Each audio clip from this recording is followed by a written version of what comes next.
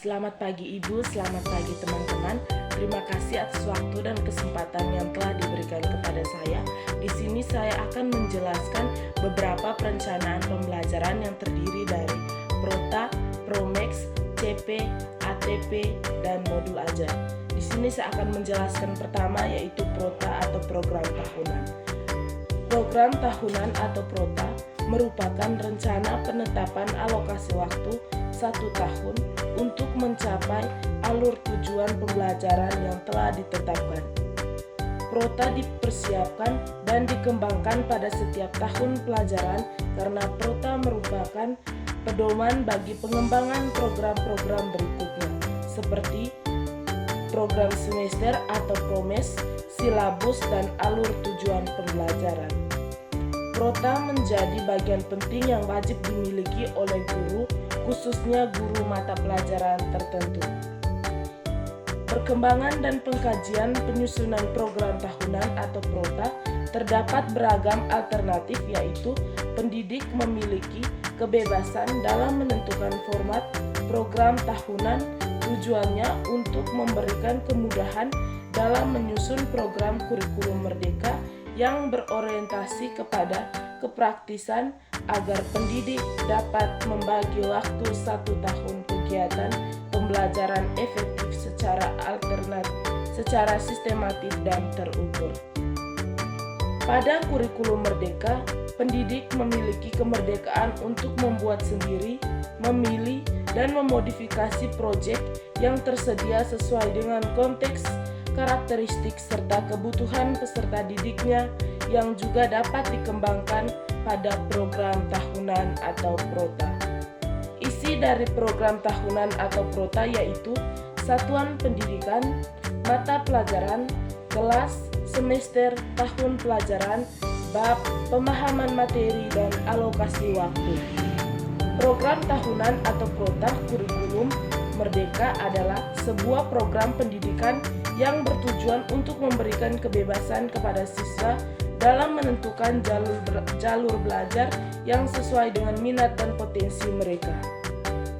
Program ini berfokus pada pengembangan kreativitas, inovasi, dan kecakapan siswa, serta memberi ruang bagi mereka untuk mengeksplorasi minat pribadi mereka.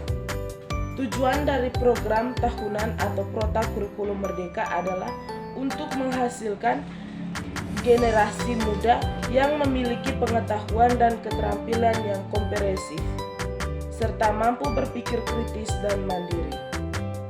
Fungsi dari program tahunan atau Prota yang pertama digunakan sebagai acuan dan optimalisasi efisiensi dan efektivitas penggunaan waktu belajar. Yang kedua, sebagai pedoman dalam mengorganisir proses pembelajaran agar berjalan optimal.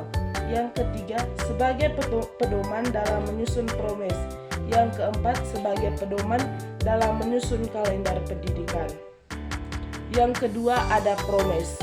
PROMES atau program semester merupakan sebuah program yang di dalamnya berisi garis besar terkait hal yang ingin dicapai dalam satu semester. PROMES berisi rumusan pokok aktivitas guru dalam melakukan proses pembelajaran selama 1 semester yang memperhatikan alokasi waktu, jumlah kompetensi dasar, serta indikator yang ingin dicapai.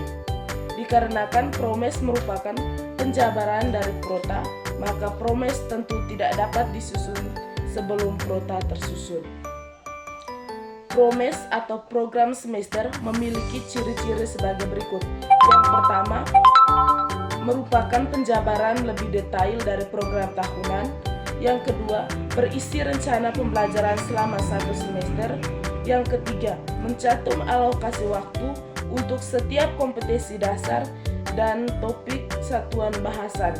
Yang keempat, mencantum indikator atau sub-topik yang dikembangkan dari kompetensi dasar atau topik satuan bahasan. Yang kelima, mencantum alokasi waktu untuk setiap minggu efektif dalam setiap bulan yang ada selama 1 semester.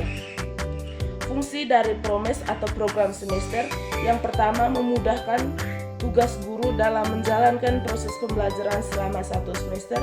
Yang kedua, sebagai acuan untuk mencapai tujuan pembelajaran yang diprogram. Yang ketiga, sebagai pola dasar dalam mengatur tugas dan wewenang bagi setiap unsur yang terlibat dalam kegiatan pembelajaran. Yang keempat, sebagai pedoman kerja bagi guru dan siswa. Yang kelima, sebagai promotor efektivitas proses pembelajaran. Yang keenam, sebagai bahan penyusun data agar terjadi keseimbangan kerja. Yang ketujuh, menghemat waktu, tenaga, alat, dan biaya karena pembelajaran berlangsung efektif dan efisien serta terukur. Yang berikutnya ada capaian pembelajaran atau CP. Capaian pembelajaran atau CP adalah kompetensi yang harus dicapai peserta didik pada setiap fase perkembangannya. CP merupakan hasil penggabungan kompetensi inti dan kompetensi dasar yang disusun dalam bentuk narasi. CP disusun untuk setiap mata pelajaran di pendidikan dasar dan menengah. CP memiliki beberapa komponen, yaitu rasional mata pelajaran, yang kedua tujuan mata pelajaran, yang ketiga karakteristik mata pelajaran, yang keempat capaian setiap fase secara keseluruhan, yang kelima capaian setiap fase menurut elemen. CP disusun dalam fase-fase yang menyatakan target capaian untuk rentang waktu yang lebih panjang. Durasi setiap fase berbeda untuk setiap jenjang pendidikan. Ciri-ciri capaian pembelajaran atau CP. Yang pertama ada terdiri dari unsur sikap, pengetahuan, keterampilan umum, dan keterampilan khusus. Yang kedua merupakan kompetensi yang harus dicapai peserta didik pada setiap fase perkembangan. Yang ketiga disusun secara komprehensif dalam bentuk narasi. Yang keempat termasuk elemen penting dalam kurikulum merdeka. Yang kelima terdiri dari fase kelas atau jenjang, fondasi, dan pendidikan anak usia dini atau PAUD. Yang keempat ada alur tujuan pembelajaran atau ATP. Alur tujuan pembelajaran atau ATP adalah serangkaian tujuan pembelajaran yang tersusun secara sistematis dan logis dalam suatu fase pembelajaran. Alur tujuan pembelajaran adalah rangkaian tujuan pembelajaran yang tersusun secara sistematis dan logis di dalam fase secara utuh dan menurut urutan pembelajaran sejak awal hingga akhir suatu fase. Susunan dalam ATP kurikulum merdeka ini dibuat secara linear sesuai dengan urutan kegiatan pembelajaran yang dilakukan dari hari ke hari untuk mengukur capaian pembelajaran. Alur tujuan pembelajaran dalam kurikulum merdeka ini sebenarnya memiliki fungsi yang sama dengan silabus, yaitu untuk perencanaan dan pengaturan pembelajaran dan asesmen secara garis besar untuk jangka waktu 1 tahun. Selain itu, alur tujuan pembelajaran juga bertujuan untuk membantu siswa dalam mencapai capaian pembelajaran secara bertahap.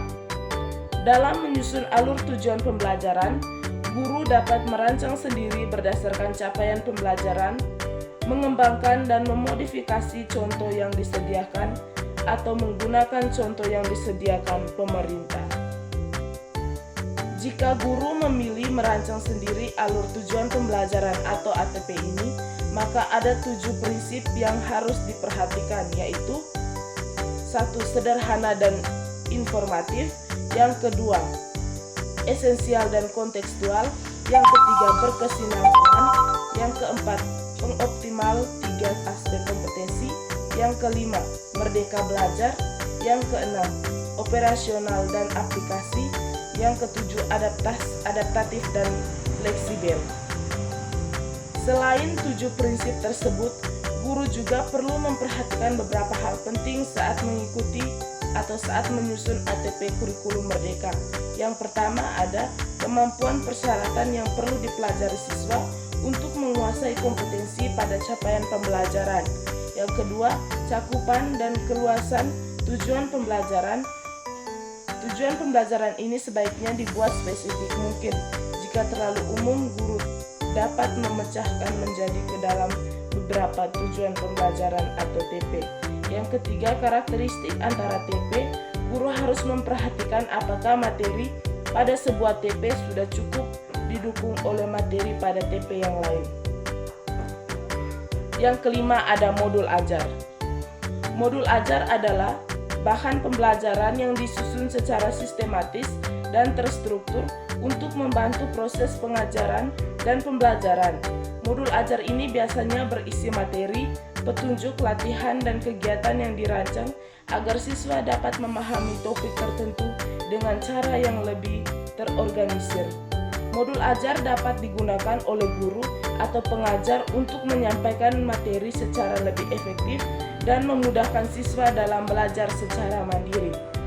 Modul ajar biasanya memiliki tujuan pembelajaran yang jelas, serta dilengkapi dengan metode evaluasi untuk mengukur pemahaman siswa terhadap materi yang telah diajarkan. Modul ajar juga dapat disesuaikan dengan kebutuhan dan tingkat kemampuan siswa, serta dapat digunakan dalam berbagai format, baik cetak maupun digital.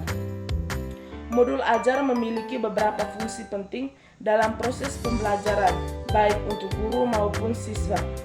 Yang pertama, ada menyediakan materi pembelajaran. Yang kedua, membantu proses pengajaran. Yang ketiga, sebagai referensi.